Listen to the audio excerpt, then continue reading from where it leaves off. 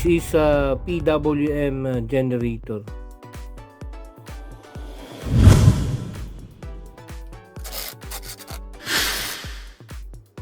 We can see here there is a LCD screen.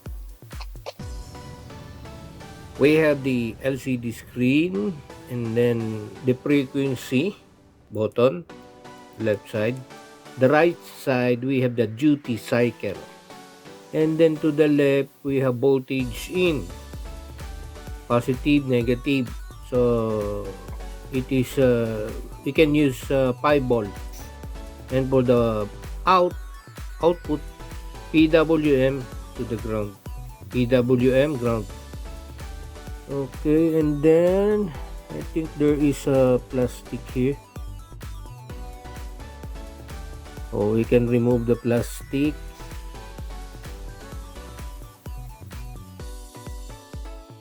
And then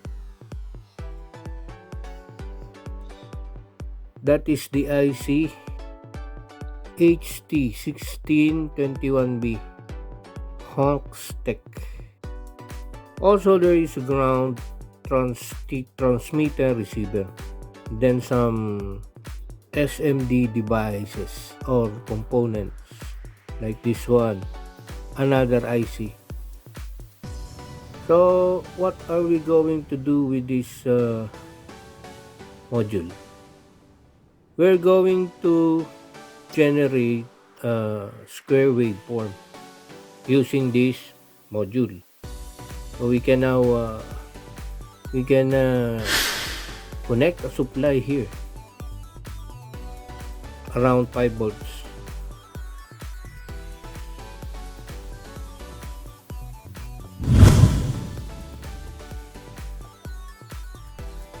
We now connect the positive of the adjustable power supply to the voltage in positive,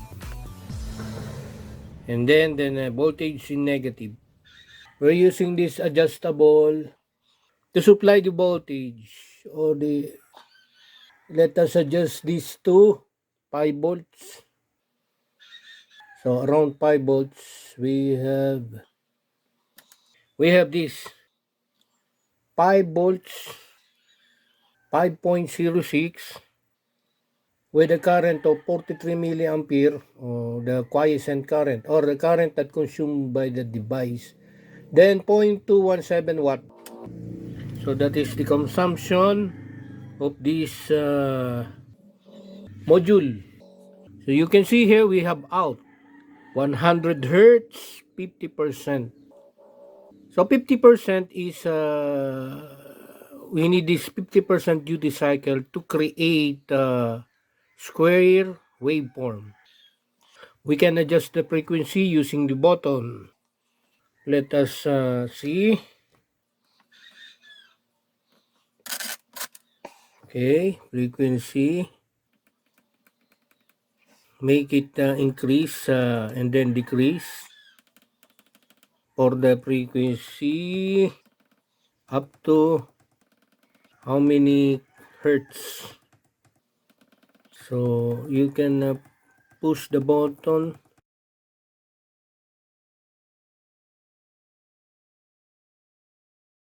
Just press and hold to increase the frequency. Press and hold.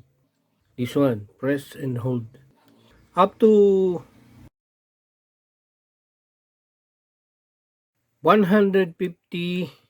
You can see here it's 1.5.0, but it is 150 kilohertz.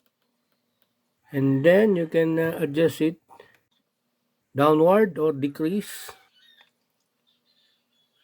up to 100 kilohertz. Make it 100 kilo or 95.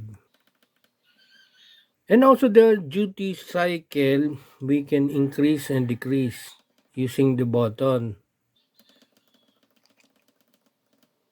Decrease up to 0%, increase up to 100% increase. So it is working. How about how can we generate a square waveform? We can generate or we can see the waveform by using this output and to be connected to the oscilloscope, positive to PWM and negative to the ground, the probe of the oscilloscope. So we are going to connect an oscilloscope to the output.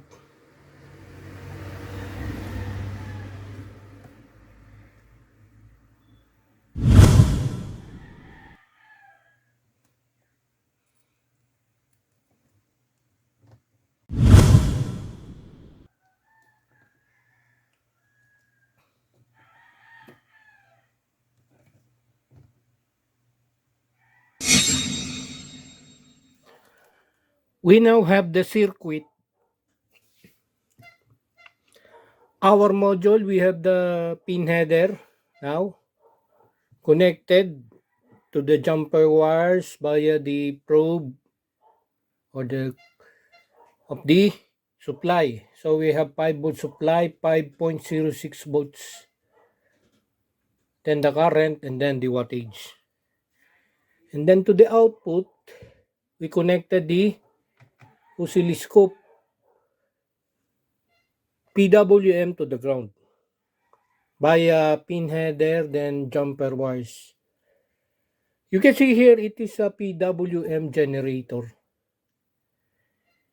because it generates a PWM, pulse width modulation. In our module, we have 1 Hertz, so that is the 1 Hertz equivalent waveform. You can see here, okay, we cannot see the 1 Hertz, 50%. 50% duty cycle means 50% on, and then this other one off, on, off, on, off, on, off. That is the duty cycle. If we're going to increase the duty cycle by pressing the button,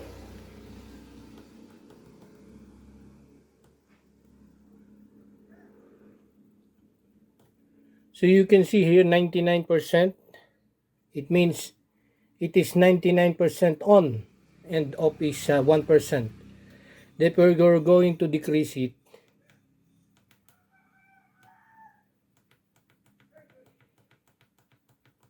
by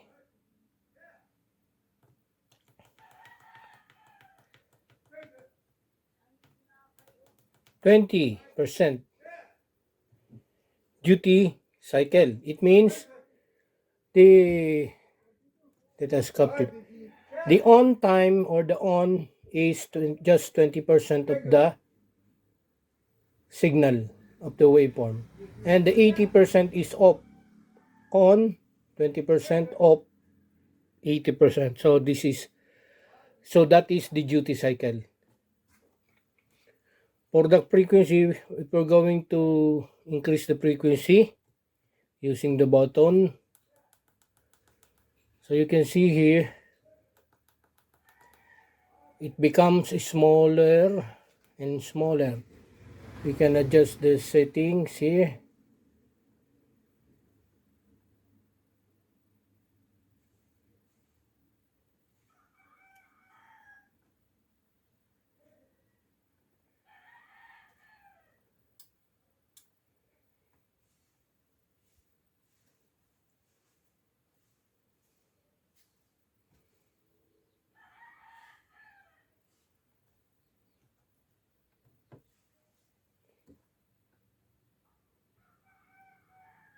So you can see here 20% with a frequency of 107 Hertz.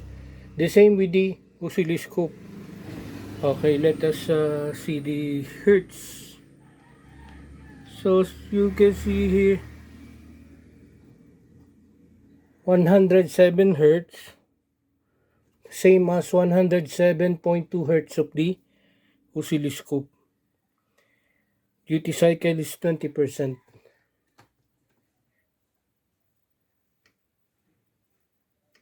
So the frequency at the module is equal to the almost equal to the frequency of the oscilloscope. So once we increase the duty cycle, again duty cycle, it means the on time, the on by 50%. That is now the square wave form generated by the oscilloscope.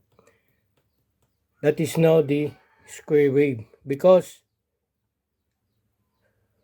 a square wave is 50% on, 50% off, on for 50%, off for 50%. So this is a 50% at 100 hertz, 107 hertz. If we're going to increase it again, the frequency, you can see here,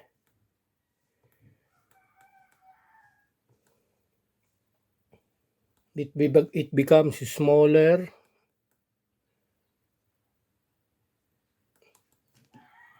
So the signal becomes smaller.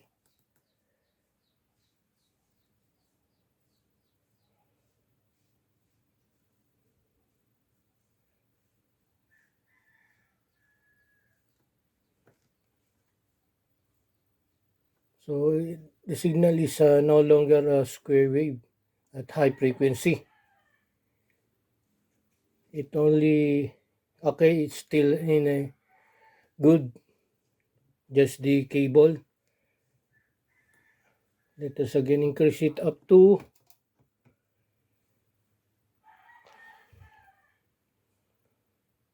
20, 30, 40, 50, up to 150 kilohertz. So you can see here that is 150 kilohertz. That is 150 kilohertz with 50% duty cycle. That is now our square wave form generator using PWM generator, this blue. Oh, let us check the frequency. It is the same. 150 kilohertz, 150.3 kilohertz here, 150 kilohertz. Same frequency.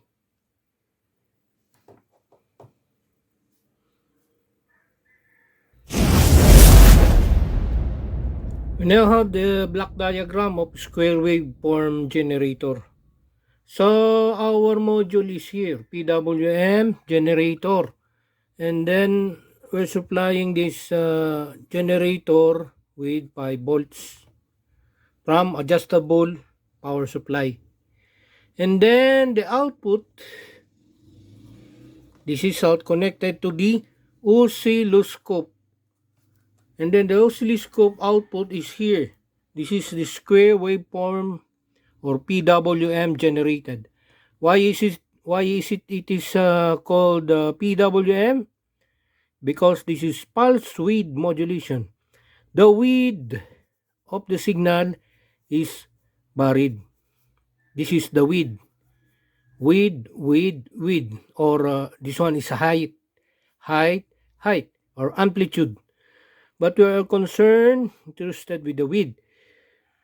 We are generating a square waveform. It means the width on, this is on, then this one is off. From 0 to 5 volts, 5 volts, then back to 0 volts, 5 volts, 0 volts, on, off, on, off. It is called, we can have 50% duty cycle, DC. If the on time or this on signal is equal to the off. This is on, this one is off. Because it is 50%. So if we have 20% duty cycle, it means our signal is just, if this is the signal, it could be like something look like this. This one is 20% on, that is the duty cycle, 20% on, and 80% off, or to the 0 volts. So in general, duty cycle refers to the on time or on signal, or how large the signal is, the on period, or on this area. If this is 20%, small area of the square wave. If 50%, 50. So we need 50% duty cycle to produce a square waveform. That's why it is called square waveform, because it looks like a square and should be equal to the off, and then this on should be equal to the off, on off.